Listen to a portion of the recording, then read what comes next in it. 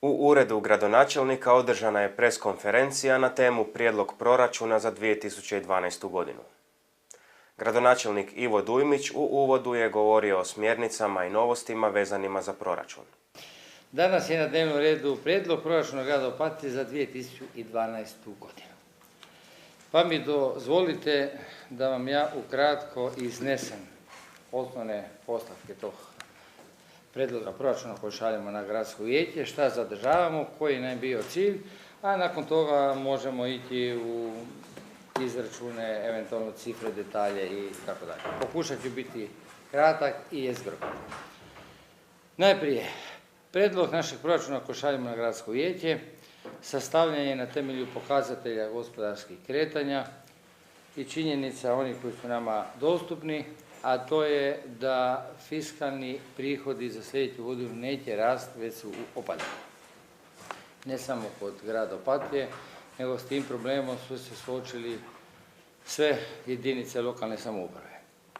Stoga naše osnovne smjernice kod izrada ovog prijedloga bile su sljedeće. Znači, mi smo našem odjelu za financije dali sljedeće smjernice od kojih ne bi trebalo odstupiti. A to je, pod jedno smo tražili zadržati sva stečena prava u dijelu postojećih, napominjem, visokih standarda za zadovoljavanje javnih potreba i to u okvirima. Ono što je najvažnije, a to je u socijalnom programu. Socijalni program i zdravstvene zaštite, gdje i dalje sufinanciramo umirovljenike, pomoć i njegu u kući i imamo druge oblike prava i pomoći socijalno ugroženom stanovništvu. A nažalost, u Opatiji ima svaki dan sve više. I dalje nabavljamo zdravstvenu opremu, dajemo subvencije hitnoj pomoći, turističkoj ambulanti i zdravstvena zaštita za djecu. Ovdje recesije nema i ovdje zadržavamo taj nadstandard. Kod predškolskog odgoja i obrazovanja zadržava se postojeća cijena vrtića i dalje sufinanciramo nabavku udžbenika, stipendije učenicima, osim grada Opatije zadržavamo i grad Vukovar i pokrivamo potrebe aktivnosti društva Naša djeca, ponos ovoga grada. U komunalnom standardu pokušat ćemo zadržati komunalni standard koji imamo, uredit ćemo i nove zelene površine, iako je činjenica da prihodi od komunalni prihodi i boravišna pristojba ne pokrivaju te izdatke. Te smo prisiljeni iz ostalih nenamjenskih sredstava prebacivati jedan dio u komunalni. Ono što svi znate, izdaci za zaposlene u gradu, gradskoj upravi i onim komunalnim društvima koje se financiraju iz gradskog proračuna, imamo takva naša društva, osobne dohotke zadržavamo na nivou iz 2011. godine. Nema pada. Ali smo isto dali doprinos recesiji, pa smo u dogovoru sa sindikatima dogovorili da umanjimo izdatke za božićnice i regres za godišnje odmore. To smo već uradili ovaj rebalans i plan je za iduću godinu i to da isplatimo od onog neoporezivog iznosa koji iznosi 2500 kuna. Prije su bili u vrijeme povlaštenom položaju u odnosu na gospodarstvo i primali su 3550 kuna. Mislim da smo time pokazali da suosjećamo sa cijelim gospodarstvom i da smo mi dali isto svoj doprinos. Ono što je novo u ovom proračunu, predvidjeli smo daleko više sredstava za korištenje fondova iz Europske unije, s obzirom da smo se kandidirali u više projekata, a koliko vam je poznato, za svaki taj projekt koji kandidirate morate osigurati 15% od iznosa koji tražite. Zbog toga u ovom proračunu imamo daleko veća sredstva predvidjena za europske fondove. U dogovoru sa turističkom zajednicom grada financirati će se i poduprijeti sve one manifestacije koje pridonose gospodarskom rastu i promociji destinacije. Da vam ih nabrojim, one najvažnije. Liburnija Jazz Festival, Balinjerada, tradicionalna, Karneval, Bejahat, Liburnikom, Mik, Bečki bal, Festival čokolade i kave, Festival klapa i mandolina, Festival vatrometa i novo, to je Festival Kvarner koji se pojavio u Opatiji, to je ona klasična glazba. Festival Kvarner. S obzirom da oni apliciraju isto prema europskim fondovima, onda je grad osigurao, mogu reći, dosta velika sredstva kako bi mogli povući te fondove iz Europe. Međutim, oni su se dokazali i oni su neizostavni dio ponude klasične glazbe u Opatiji. I dalje sufinanciramo Liburnija Film Festival, Barufe, Kaisernacht i Porin. Porin je novo i ove godine će on biti sufinanciran iz dva grada, Rijeke i Opatije. Mi zajedno ulazimo u tu manifestaciju. Gradonačelnik se osvrnuo na planiranu izgradnju objekata te na gradske poslovne prostore. Grad Opatija raspolaže ukupno sa 198 poslovnih prostora. Od toga 69 se odnosi na zaključene ugovore sa liječnicima, stomatolozima, odvjetnicima, umjetnicima, znači svi oni koji obavljaju samostalno svoju djelatnost. I moram napomenuti da grad od najamnine godišnje ubire cirka 8 milijuna kuna, koje predstavljaju nenamjenski prihod i on je jako bitan za stavku proračuna. Svjesni ste šta se događa u našem okruženju kada se upravo koristi namjenski prihod, normalno što to izaziva probleme kod nadzornih inspekcija, a mi do sada to nismo radili, niti ćemo raditi.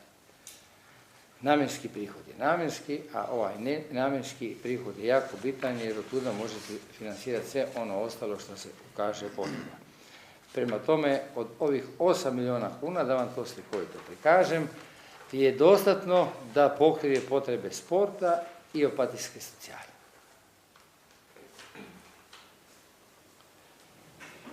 I u proračunu za iduću godinu nismo predvidjeli više umanjenje zakupnina od 30%, koje smo davali svim 198 zakupcima na području grada Opatije. To je jedan konstantan, nenamjenski prihod grada za svaku buduću vlast.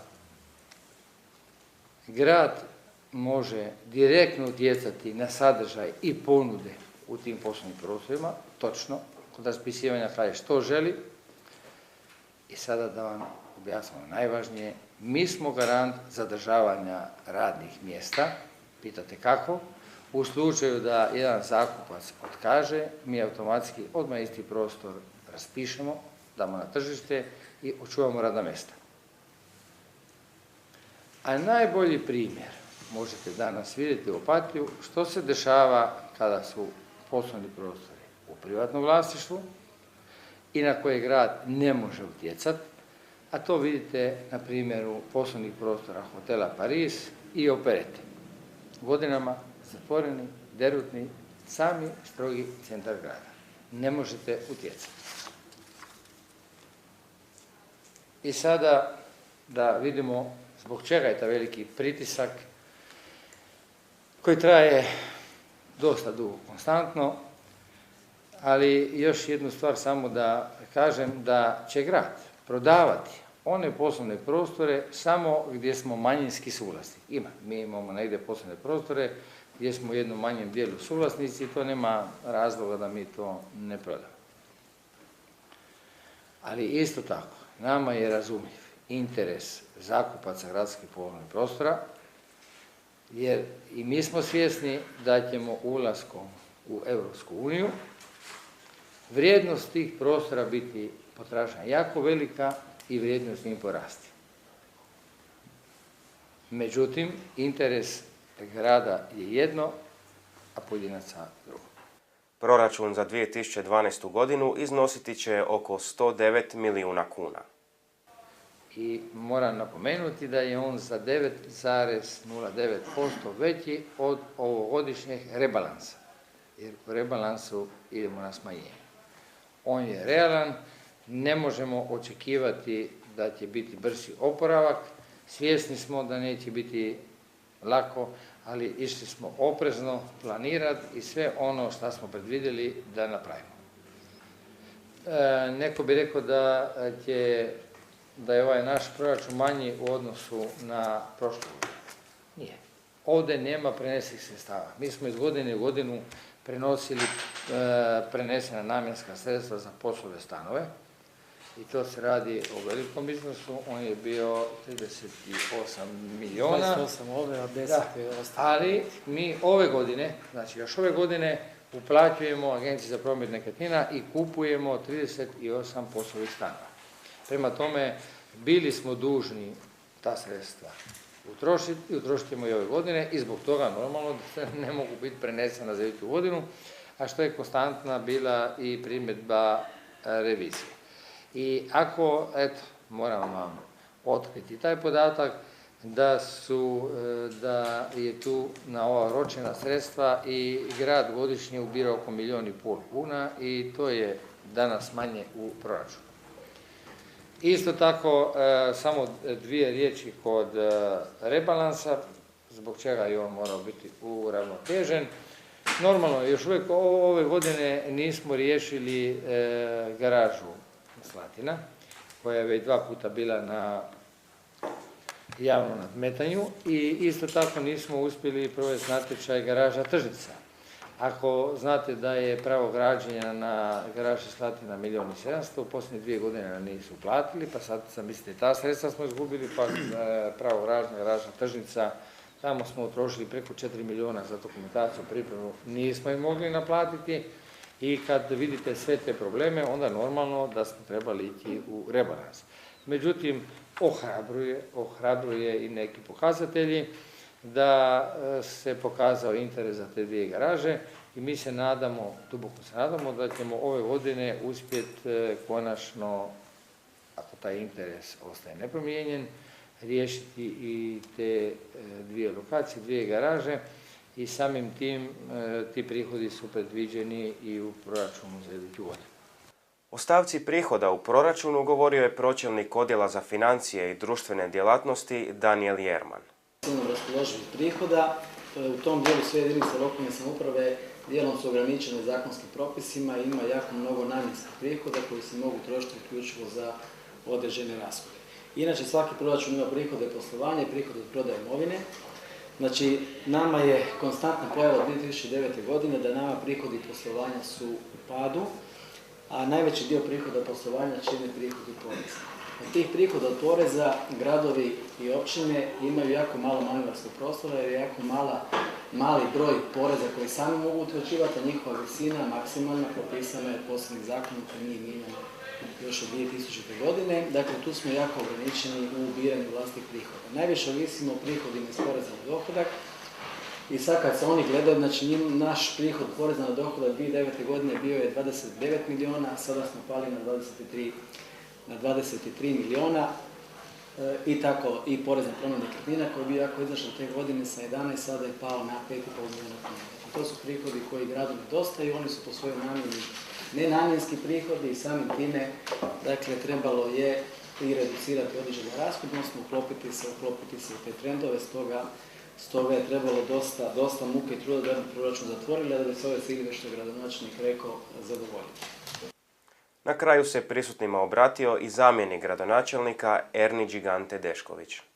Najprije, mislim što se ovako izostavlja ovdje je kontekst gdje se ovo sve dešava. To da je kriza i vrlo je neozbiljno reći da krize nema. I ako pogledate ostale jedinice lokalne samouprave, vidjet ćete da grad Opatija ovdje po ničemu je nekakav veliki negativan način iskače, nego upravo suprotno, zadržavaju se nekakvi standardi i nadstandardi. A nadstandard i standard nije isto, između toga ne može se staviti jednako. Standard je nešto, recimo, uobičajeno, nekakav prosjek u Republici Hrvatskoj, a nadstandard su svi oni veliki iskoraci i plusevi. I možemo tu i nekakve konkretne primjere dati, evo spomenuli smo vrtić, 2400 kuna je cijena u biti vrtića, roditelji plaćaju 650. To je dva i nešto puta više razlika koju grad u biti subvencionira. I to su nekakve stvari koje su izrazito rijetke u Republici Hrvatskoj. Dakle, treba taj segment sagledati. Treba se gledati da u odnosu na rebalans socijala, zdravstvo, školstvo ne padaju, nego se povećavaju i da tu nema nikakvih velikih problema. Što se tiče samih gospodarstvenika, ako malo bolje pogledate proračun, vidite da tu ni nema nekakvih velikih rezova. Ovo što mi govorimo o 30% najamnina, to je nešto što je 3 godine egzistiralo i mislim da će se svako složiti da je istina da najamnine koje jesu nekakvih 20.000 kuna, koje su izlicitirane takve, da su velike najamnine, ali su izlicitirane takve. A istovremeno da najamnine koje su 1100 i 200 kuna su izrazito niske najamnine.